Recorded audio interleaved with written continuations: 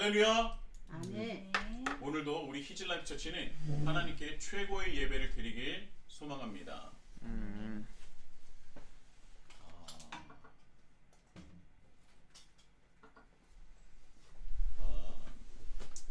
바로 말씀에 들어가도록 하겠습니다. 세상의 빛, 생명의 빛은 오직 예수 그리스도인 줄 믿습니다.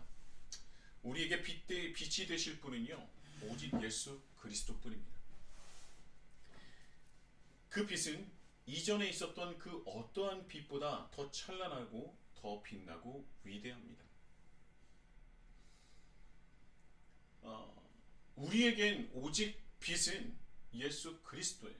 이 고백이 우리 삶에서 사라지지 않길 바랍니다.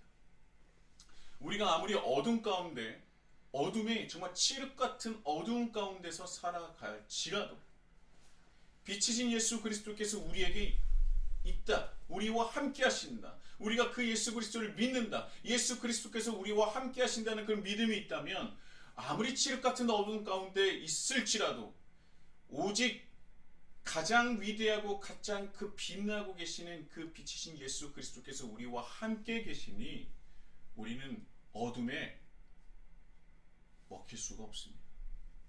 어둠이 우리를 감싸 안을 수 없습니다. 우리가 예수 그리스도를 믿고 따른다는 그 믿음이 있을 때 어둠이 우리를 덮칠지라도 결국은 빛이신 예수께서 우리와 함께하여 주시사 빛이 어둠을 이기는 것처럼 예수님께서 그 어둠을 물리쳐 주실 것입니다. 지금 세상을 살아가는 우리가 너무나 어려움에 닥쳐 있죠. 많은 어려움이 있습니다. 정치, 경제, 사회, 문화에 걸쳐서 매우 어렵고, 세상은 어떻습니까? 세계는 어떻습니까? 우리나라만 어렵습니까? 세계가 다 어려워요. 자국중심주의로 이기주의가 판을 치고 있습니다. 이때 이렇게 칠흑 같은 어둠이 있는 곳에 빛이신 예수께서 우리와 함께 하시니 우리는 낙담하지 않아야 합니다. 낙심하지 않아야 합니다. 왜냐하면 분명히 예수님께서 우리를 승리로 이끌어 주시기 때문입니다. 빛이신 예수님이 우리와 함께 계시는 줄 믿습니다. 유대인들에게도요, 원래 빛 같은 존재가 있었습니다. 원래 빛이 있었어요. 모세가 있었죠. 다윗도 있었죠. 그리고 나서는 엘리야도 있었습니다. 그 이후에도 많아요. 그 빛된 존재들이 있었단 말입니다. 그러나 이들도 대단한 빛이긴 하지만 예수님에는요, 비할 바가 되지 못합니다. 예수님께서 이 땅의 빛으로 오셨어요. 그런데요, 우리가 한 가지를 잊지 말아야 할 것이 있습니다. 그것이 무엇이냐? 예수님의 이 땅에 오신 이유는, 예수님의 이 땅에 빛으로 오신 이유는 이 세상에 온전해야 할 빛이 사라졌기 때문입니다. 정확하게 말하면은 빛이여야 할 존재들이 빛이 되지 못했다는 거예요. 그래서 예수님은 빛으로 이 세상에 오실 수밖에 없었던 것입니다. 그 빛이 자신의 빛을 잃어버린 거예요. 이사야 42장에 기록되었듯이 이 땅에는 이미 빛으로 선택받은 이들이 있었습니다. 바로 유대인들이죠. 그들은 하나님의 전적인 은혜로 이방인의 빛, 즉 세상의 빛으로 선택받은 민족이었습니다. 그래서 하나님을 알지 못하는 이들은 유대인이라는 그 빛의 반사체를 통해서 빛이신 하나님을 경험하고 느끼게 되는 것이죠. 세상은 반사체지만 그럼에도 불구하고 빛으로 세상에 빛날 존재가 되었어야 합니다. 하나님의 선택은 유대인들이 뛰어나 남다른 면이 있고 능력이 출중해서 특별해서 선택한 것이 아닙니다. 오히려 하나님께서 유대인들을 선택하신 이유는요, 정반대였어요. 뛰어나서가 아니었습니다. 출애굽기 7장 7절입니다. 여호와께서 너희를 기뻐하시고 너희를 택하심은 너희가 다른 민족보다 수요가 많기 때문이 아니니라. 너희는 오히려 모든 민족 중에 가장 적으니라. 하나님께서 유대인들을 선택하신 이유는 무엇이냐? 그들이 뛰어나서가 아닙니다. 다른 민족보다 머리가 좋고 지혜롭고 뭔가 특별한 능력이 있어서 선택하신 것이 아니라 가장 약하고 연약하고 수가 적었기 때문이에요. 너희는 오히려 모든 민족 중에 가장 적으니라. 자, 이 말씀을 본다면 이 당시에 힘이나 능력을 측정하는 기준은 단연코 사람의 수였다는 거예요. 사람의 수는 노동력을 뜻하기도 했지만 전쟁을 치를 수 있는 군사력을 뜻하기도 했습니다. 하나님의 보시기에 가장 연약했기 때문에요. 유대인들이 하나님 보시기에 가장 연약했기 때문에 그들을 선택하셨다는 겁니다.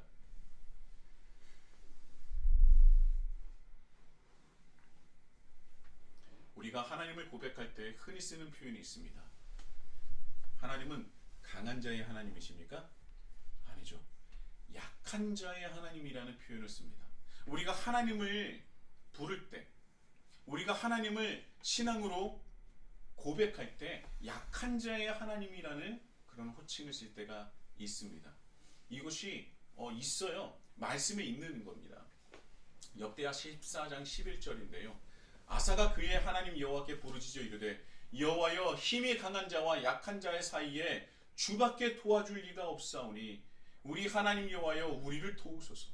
우리가 주를 의지하오며 주의 이름을 의탁하옵고 이 많은 무리를 치러 왔나이다. 여호와여 주는 우리의 하나님이시오니 원하건대 사람이 주를 이기지 못하게 하옵소서 하였다. 구스 사람들이 침입해 왔습니다. 100만 대군이 넘어요. 그래서 아사 왕은요 정말 자신이 있는 민족을 이 전쟁에 치를 수 있는 사람들을 긁어 모읍니다.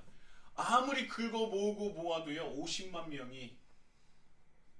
명 정도 남짓한 거예요. 절대적으로 수가 부족합니다. 싸움이 안 됩니다. 그때 아사가 하나님께 부르짖는 겁니다. 힘이 강한 자와 약한 자 사이에 주밖에 도와줄 리가 없습니다. 하나님이 약한 자의 하나님이시라. 이뿐만이 아닙니다. 고린도 후서 12장 5절에서 10절입니다. 바울의 고백이죠. 내가 이런 사람을 위하여 자랑하겠으나 나를 위하여는 약한 것들 외에 자랑하지 아니하리라. 내가 만일 자랑하고자 하여도 어리석은 자가 되지 아니할 것은 내가 참말을 함이라. 그러나 누가 나를 보는 바와 내게 듣는 바에 지나치게 생각할까 두려워하여 그만두라. 여러 계시를 받은 것이 지극히 크므로 너무 자만하지 않게 하시려고 내 육체에 가시곧 사탄의 사자를 주셨으니 이는 나를 쳐서 너무 자만하지 않게 하려 하심이라. 이것이 내게서 떠나가게 하기 위하여 내가 3번 주께 간구하였더니 나에게 이르시기를 내 은혜가 내게 족하다. 이는 내 능력이 약한 데서 온전하여짐이라 하신지라. 그러므로 도리어 크게 기뻐함으로 나의 여러 약한 것들에 대하여 자랑하리니 이는 그리스도의 능력이 내게 머물게 하려니라.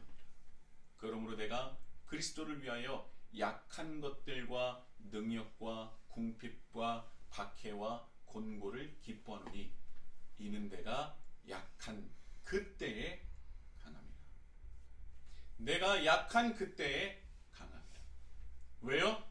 하나님은 약한 자의 하나님이시고 하나님의 능력이 예수 그리스도의 능력이 내가 약할 때에 나를 통하여 역사하시기 때문이에요.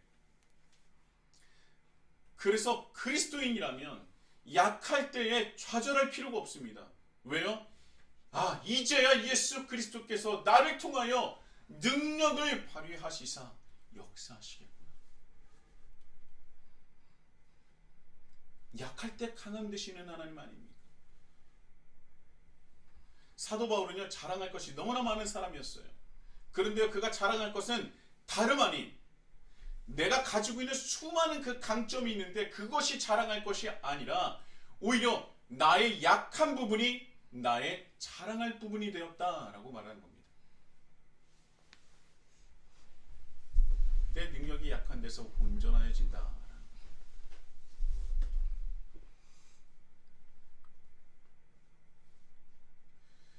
우리가 세상을 살아갈 때에 우리가 수많은 고난과 궁핍과 압제와 수많은 어려움을 경험할 때가 있습니다. 세상 사람들은요, 그때 그렇게 말할 거예요. 아, 이제 우리는 망하였구나. 아, 이제 우리는 끝났구나. 우리는 이제 망하게 되었구나. 그런데 그리스도인은 그럴 때도 다른 거예요. 우리가 수많은 고난과 궁핍과 그런 어려움을 닥쳤을 때 그리스도인은 이렇게 고백할 수 있습니다. 이제 주님께서 일하실 때가 되었구나. 이제야 주님께서 나를 통하여 역사하시겠구나. 하나님, 약한 자의 하나님, 내가 궁핍하고 이 세상에서 가장 작고 여리고 연약하고 약한 자가 되었습니다. 약한 자의 하나님께서 우리를 다시 일으켜 세워주시고 이 세상에 나가 하나님 나라를 확장하게 하소서. 하나님의 그 거룩하신 이름을 이 약한 자를 통하여 세상에 드러나게 하소서. 그런 기도를 드릴 수 있게 된 것 아니겠습니까? 그래서 우리는 이것을 은혜라고 표현하는 것입니다. 그래서 우리는 패배하고 실패할 것 같으나 그러나 실패하지 않고 패배하지 않게 되는 것이죠.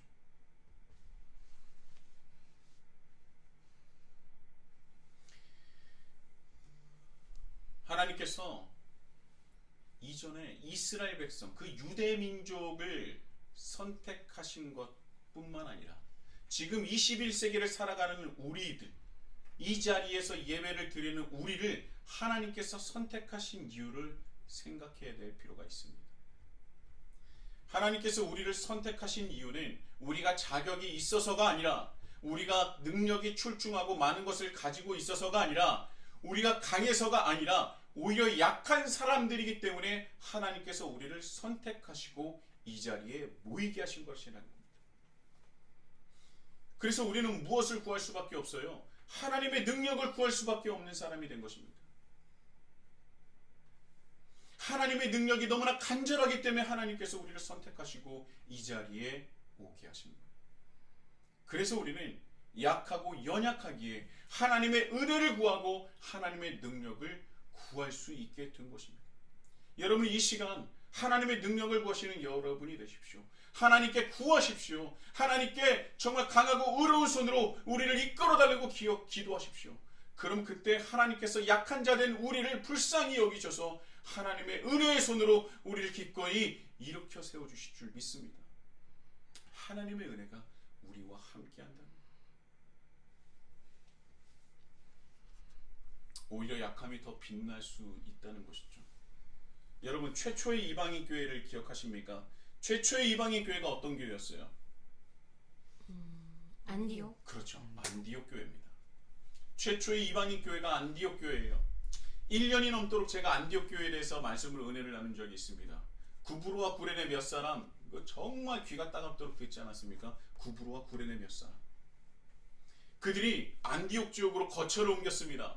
그런데요, 단순히 거처를 옮김이나 이사가 아니었어요.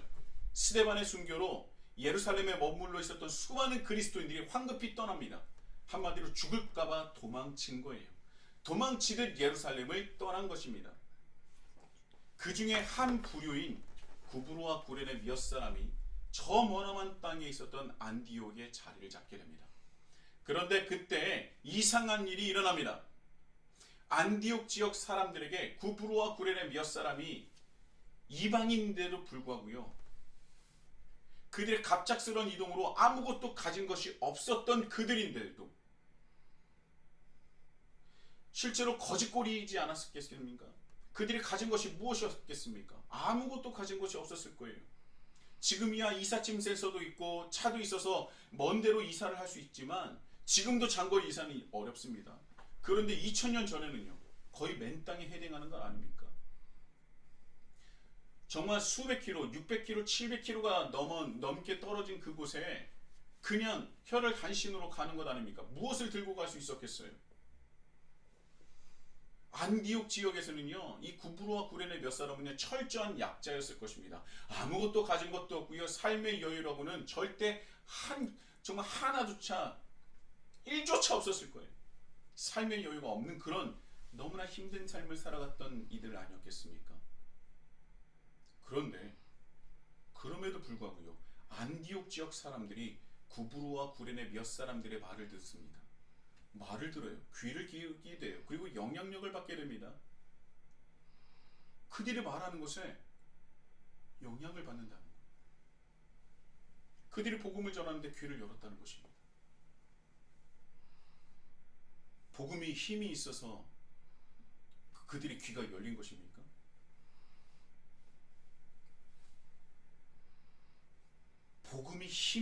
복음은 그 자체의 진리이기 때문에 힘이 있죠. 그러나 메신저가 매우 중요해요.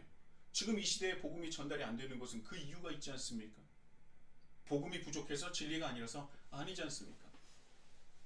그때 당시 철저한 약자일 수밖에 없었던 구브로와 구레네 몇 사람의 말을 그 안디옥 지역 사람들이 왜 귀를 기울이게 되었느냐?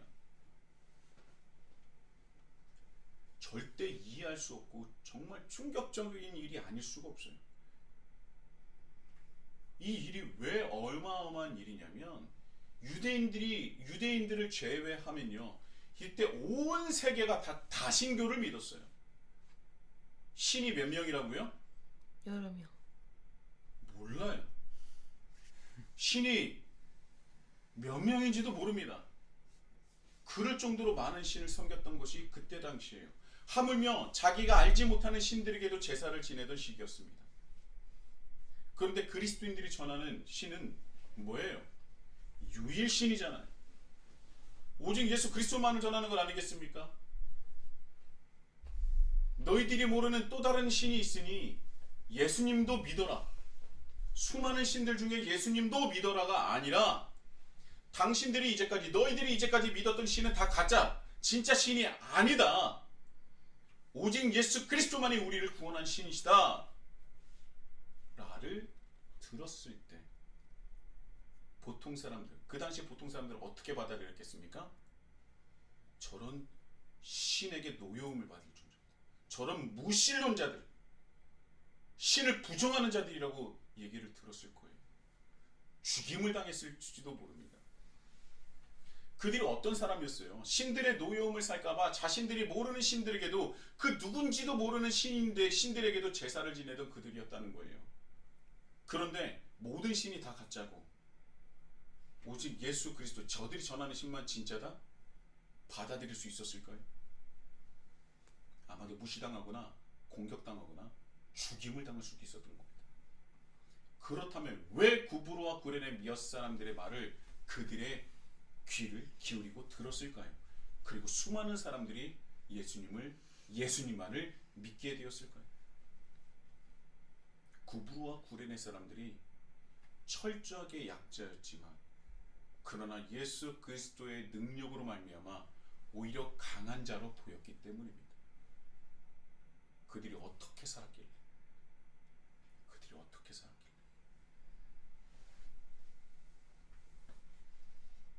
사도행전 2장 42절에서 47절입니다. 그들이 사도의 가르침을 받아 서로 교제하고 떡을 떼며 오로지 기도하기를 힘쓰니라.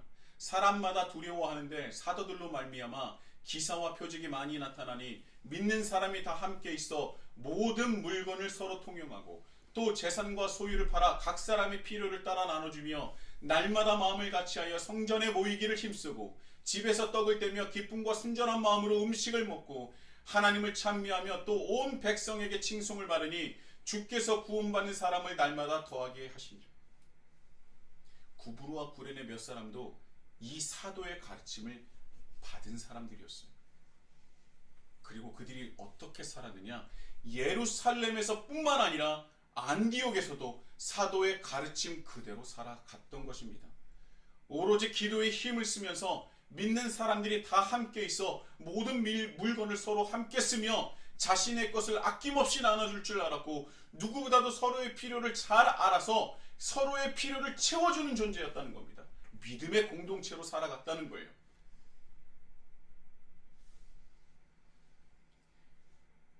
세상적인 눈으로 봤을 때 가장 연약하고 가장 약하고 가장 보잘것없는 이들이 안디옥 지역에서 가장 행복하게 살아갔던 것입니다.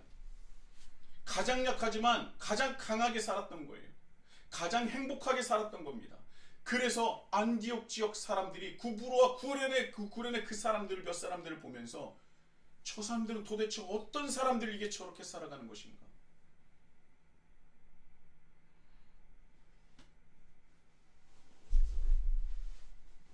그들의 입술에 나오는 모든 찬미와 찬양이 사람들에게 선한 영향을 미치기 시작한 것입니다. 사도행전 2장의 말씀에 온 백성에게 칭송을 받는다는 말씀이 있어요. 왜 온 백성에게 칭송을 받았습니까? 나는 그렇게 살지 못하는데 저들은 정말 협력하여 선을 이루어 믿음의 공동체로 살아가는데 너무나 행복하게 살아가는 거예요.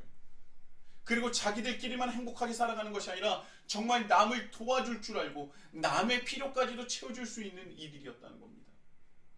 가장 약한데.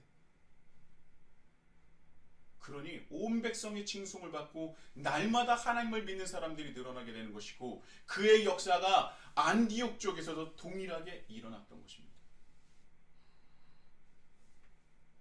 구브로와 구레네 몇 사람들이 안디옥 사람들에게 인정을 받고 칭송을 받게 된 것이죠. 그래서 자신보다도 훨씬 더 적고 아무것도 없는 사람들에게 더 크고 놀라운 것을 발견하게 된 겁니다. 이것이 바로 하나님 나라가 확장되는 놀라운 역사의 현장인 거예요.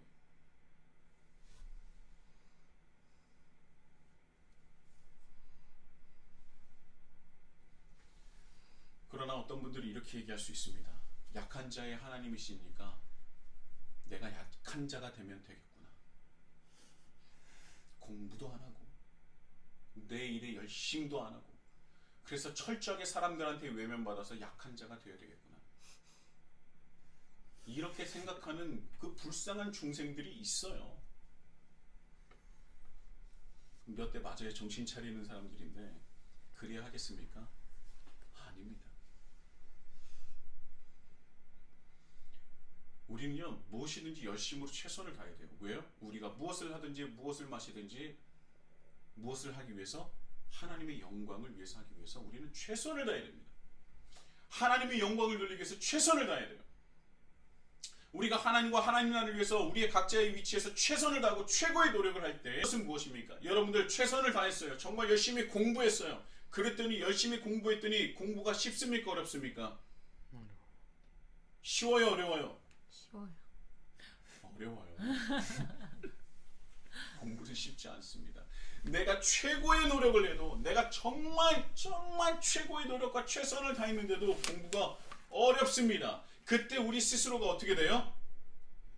낮은 자가 되는 거예요. 아, 내가 할 수 있는 것이 없구나. 내가 이렇게 노력해도 안 되는 것이 있구나. 그때 내가 스스로 낮아지고 겸손하게 됩니다. 그때 우리가 하나님을 부르짖을 수 있는 거예요. 하나님, 내가 이렇게 노력했는데도 참 너무나 어렵습니다. 너무나 괴롭습니다. 내 너무 힘에 부칩니다. 내가 스스로 겸손해지고 약한 자가 될 때에 하나님이 그때 우리를 사용하실 거예요. 내가 최선을 다할 때 하나님께서 함께 하시는 거예요. 내가 최선도 안 하고 아무것도 안 하고 그냥 흥청망청 그냥 그렇게 살아가면서 세상에서 무시당하고 아무것도 못하는 존재가 됐을 때 하나님 약한 자니까 하나님께서 도와주세요. 하나님은 절대 그를 사용하시지 못해요. 우리가 정말 최선을 다하고 내 힘을 다하고 뜻을 다하여서 내가 열심으로 했을 때 힘에 붙일 때 나는 겸손하여지고 낮은 자가 되고 그때 하나님을 우리를 들어서 사용하십니다.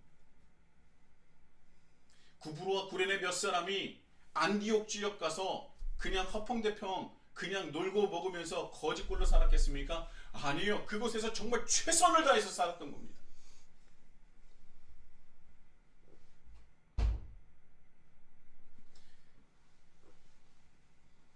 우리는 늘 살아가면서 이런 것을 많이 느껴요.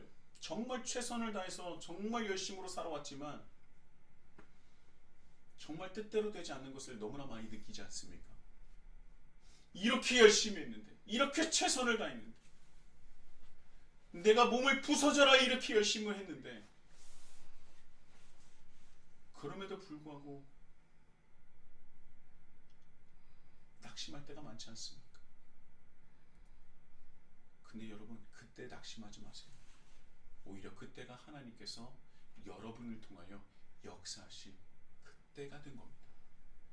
하나님의 은혜가 분명히 여러분과 함께 있다는 것이죠.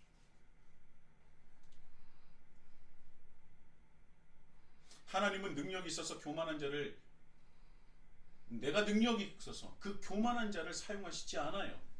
오히려 그들을 부끄럽게 만들기 위해서 조금은 부족할지라도 하나님을 사랑하고 내 이웃을 사랑하며 하나님 뜻대로 살아가는 그 자들을 사용하신다는 겁니다. 그래서 저는 제 스스로를 보고 희망을 봅니다. 저는 완벽하지도 않고 능력도, 저는 보면은 살아가면서 느끼는 건 뭐냐면, 아, 내 능력치는 딱 보통이구나. 어떤 것은 뛰어난 것도 있지만 철저하게 어떤 것은 확 떨어지는 게 있어서 평균치를 내면 딱 절반이구나라는 걸 생각 많이 합니다. 그래서 저는 저에게 대해서 희망을 의문합니다. 하나님이 나를 사용하시겠구나.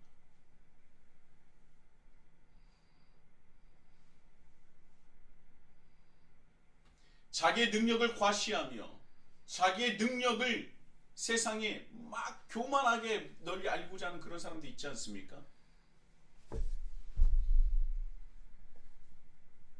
그런데 그들은 결국 하나님의 은혜를 입은 빛의 반사체로 이 땅에 보내신 수많은 하나님의 뜻을 따르며 하나님을 진정으로 믿고 따른 그들에게 부끄러움을 당하게 될 것입니다.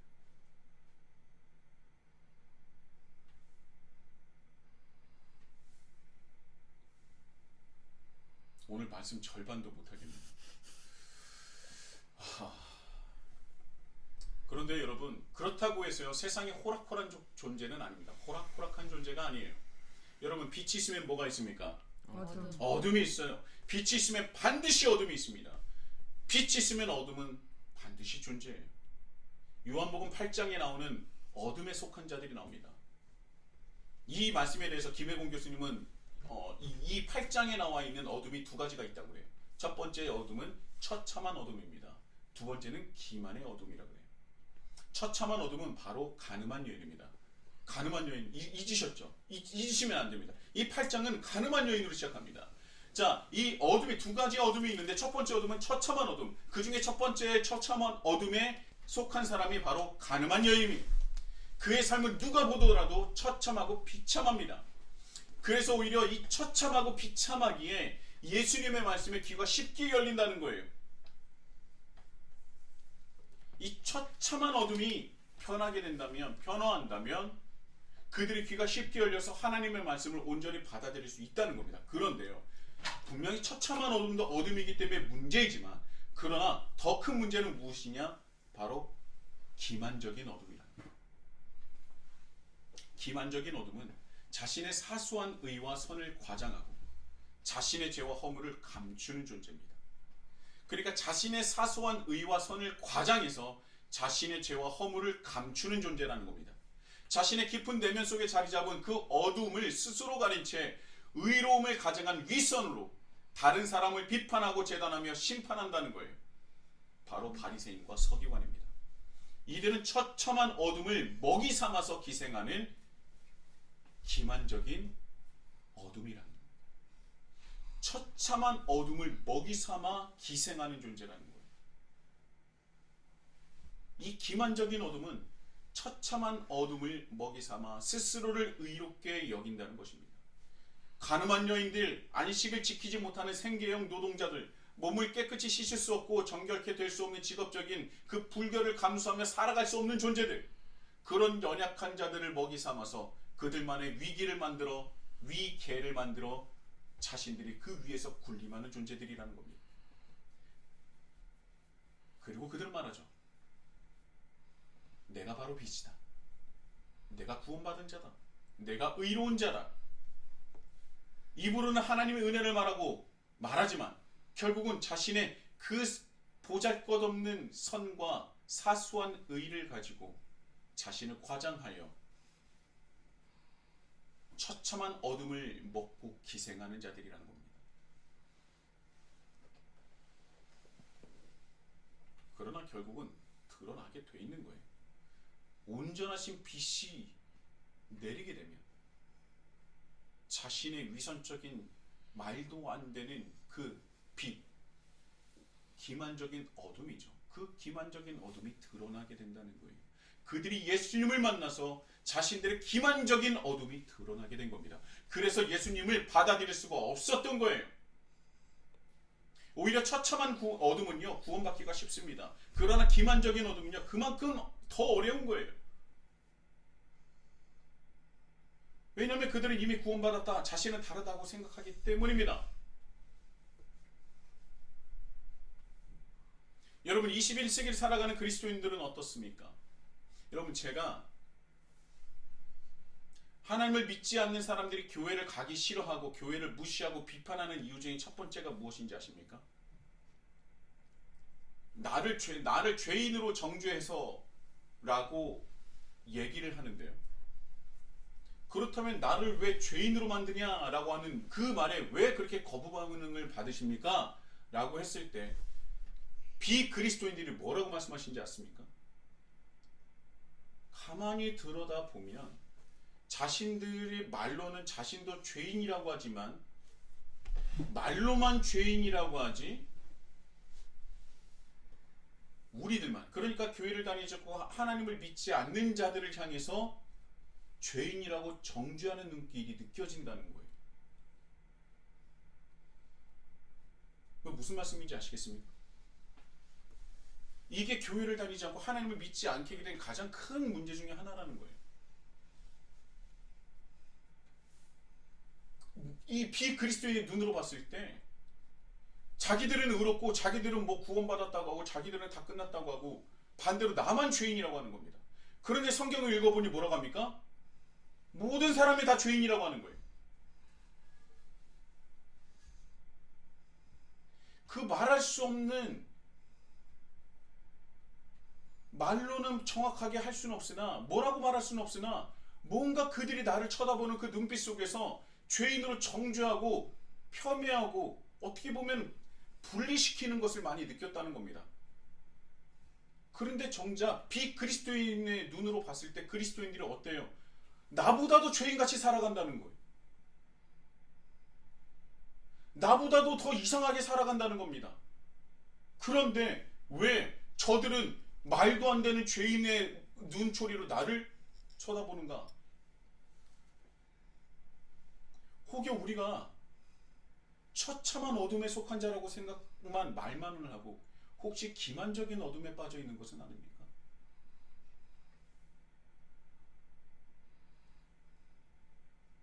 저는 이 기만적인 어둠을 바라보면서 이 시대를 살아가는 그리스도인들이 바로 내 자신을 바라보게 됐어요.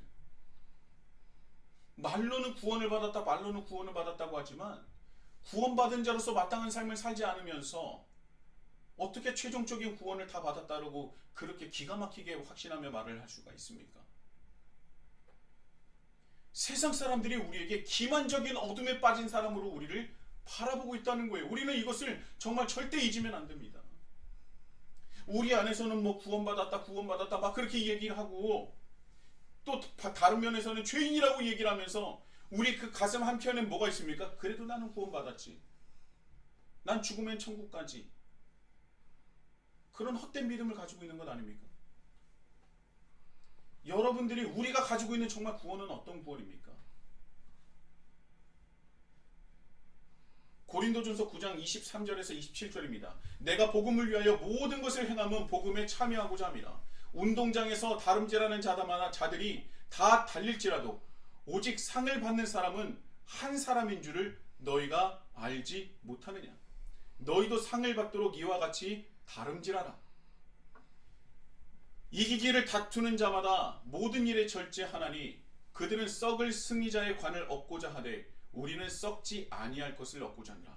그러므로 나는 다름질하기를 향방 없는 것 같이 아니하고 싸우기를 허두공에 치는 것 같이 아니하며 내가 내 몸을 쳐서 복종하게 함은 내가 남에게 전파한 후에 자신이 도리어 버림을 당할까 두려워함이로다. 제가 이렇게 읽으니까 이 말씀이 무슨 말씀이지? 라고 생각하실 분이 있는데 간단하게 말씀드릴게요. 사도 바울이 말하는 겁니다. 내가 내 몸을 쳐 복종하게 함은요, 내가 남에게 전파한 후에 내 자신이, 바울 자신이 도리어 버림을 당할까 두려워함이로다라는 거예요. 복음을 누구보다도 더 힘써서 전하는 사도 바울마저도 남에게 복음을 전파하는 나조차도 도중에 은혜에 벗어날까, 구원에서 벗어날까, 버림을 받을 수 있다는 마음에 날마다 나를 스스로 쳐서 복종하게 한다는 거예요. 사도 바울이 복음을 전합니다. 복음을 전해서 복음을 전파받아서 정말 구원받는 사람으로서 하나님의 은혜를 누리는 사람이 있는데, 오히려 그들은 하나님께 최종적인 구원을 받고 도중에 복음을 전했던 내가 하나님의 은혜를 벗어날까, 하나님의 버림을 받을까 무서워서 내가 스스로를 늘 날마다 죽이고 날마다 치고 날마다 복종하게 한다는 거예요. 누가 그랬다고요? 사도 바울이 그랬다. 모든 사람이 운동장의 초청을 받는 것입니다. 모든 사람의 구원이라는 운동장의 초청을 받아요. 그리고 운동장의 초청을 받았는데 거기서 달리는 자도 있고 초청만 받고 그냥 머물러 있는 사람도 있을 것입니다. 그리고 세 번째는 뭐가 있습니까? 달리다가 중도에 멈춘 사람도 있겠죠. 그러나 상을 받는 자는 어떤 자들입니까? 끝까지 달린 사람들이 상을 받는 거예요. 결승점에 도달한 사람들만이 상을 받게 되는 겁니다. 바울이 걱정하는 게 뭐예요? 달리고 있는데 멈출까봐 두려워하는 겁니다. 우리가 그리스도인으로 모두 초청을 운동장으로 받았음에도 불구하고 결승점에 모두 다 이르지 못할 수도 있다는 것이에요. 우리가 운동장에 초청을 받았다는 것으로 모든 것이 끝났다고 생각하는 자들은 바로 기만적인 어둠에 쌓여있는 자들이라는 겁니다. 하나님을 알지 못하는 세상을 두고 악하다 하며 말로는 자신도 죄인이라고 말하지만 우리는 세상과 다를 바 없이 똑같이 살아갔다는 것, 그것을 우리는 잊지 말아야 됩니다. 그래서 복음이 전파되기가 어려운 거예요. 세상이 악하다, 정말 이 세상이 악하다, 깨어졌다라고 얘기하면서요, 한쪽 마음으로 무엇을 가지고 있습니까? 우리는 그래도 다른 존재야 라고 생각하고 있다는 것이죠. 정말 우리는 다른 존재 맞습니까? 우리가 분명히 죄인이라고 고백한다면 처참한 어둠이라고 우리 스스로를 인정해야 된다는 거예요. 간음이나 우리가 세상을 살아가며 저지른 죄나 전혀 다를 바가 없습니다.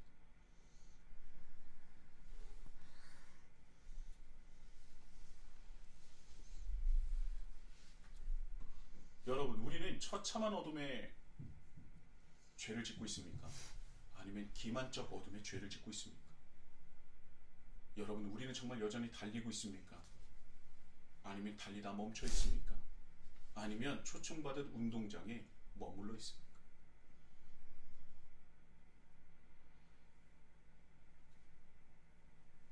혹여라도 운동장에서, 초청받은 운동장에서 멈춰 있거나 그리고 달리다 멈춰 있다면 그 순간 약함, 연약함을 주님께 고백하고 하나님께 기도하십시오.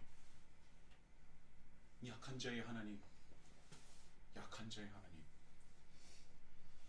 약한 자의 하나님, 내가 이 운동장에 머물러 있습니다. 내가 달리다 멈춰 있습니다. 주의 능력이, 예수 그리스도의 능력이 필요합니다. 나를 일으켜 세우소서, 나를 도우소서, 나를 이끄소서.